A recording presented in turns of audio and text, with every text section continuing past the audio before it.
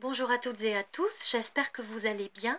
Bienvenue sur les Chroniques de l'Histoire, je suis ravie de vous accueillir et de vous retrouver chaque jour pour des chroniques thématiques sur l'histoire de France ou d'Angleterre.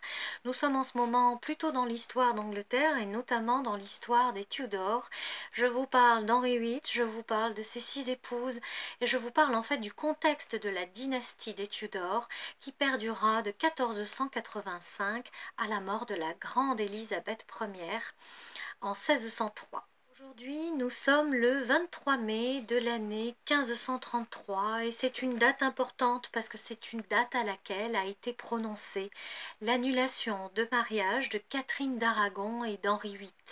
Cette première épouse d'Henri VIII, infante d'Espagne, au caractère extraordinaire, qui s'est battue pour que son mariage ne soit pas annulé, qui s'est battue contre la demande d'annulation de mariage d'Henri VIII, prouvant qu'elle était sa véritable et sa loyale épouse et qu'elle était bien vierge au moment de son mariage avec Henri VIII en 1509.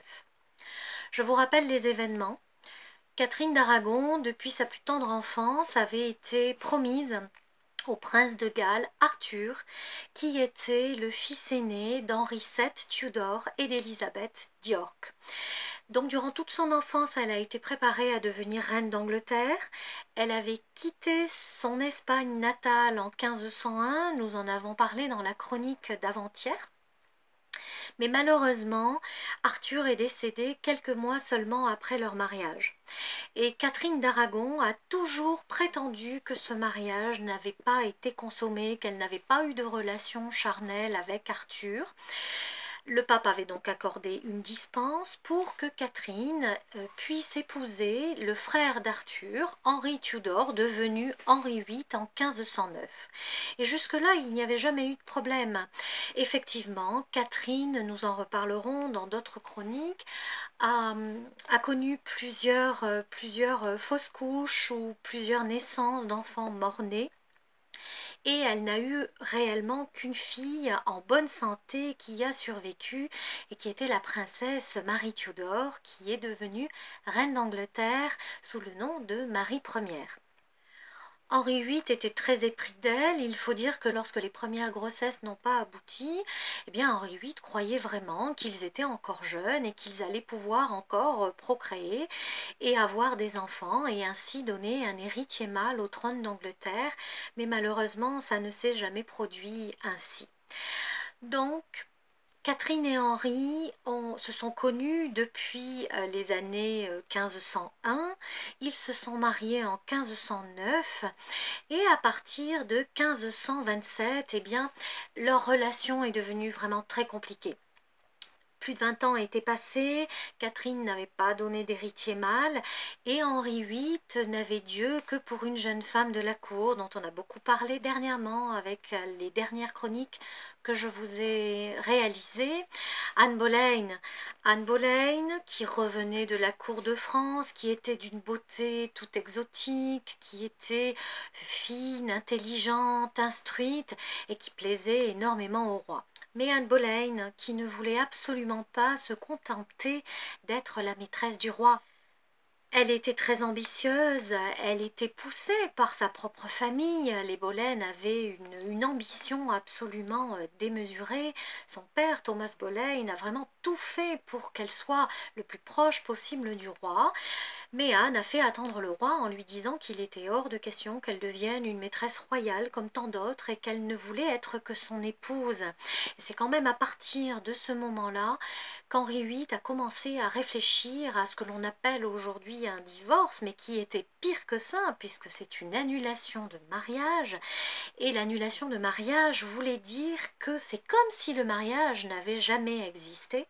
C'est comme si Catherine d'Aragon n'avait jamais été l'épouse d'Henri VIII aux yeux de la loi anglaise. C'est comme si elle n'avait jamais été la mère de sa propre fille. Et c'est ce qui est intervenu le 23 mai 1533.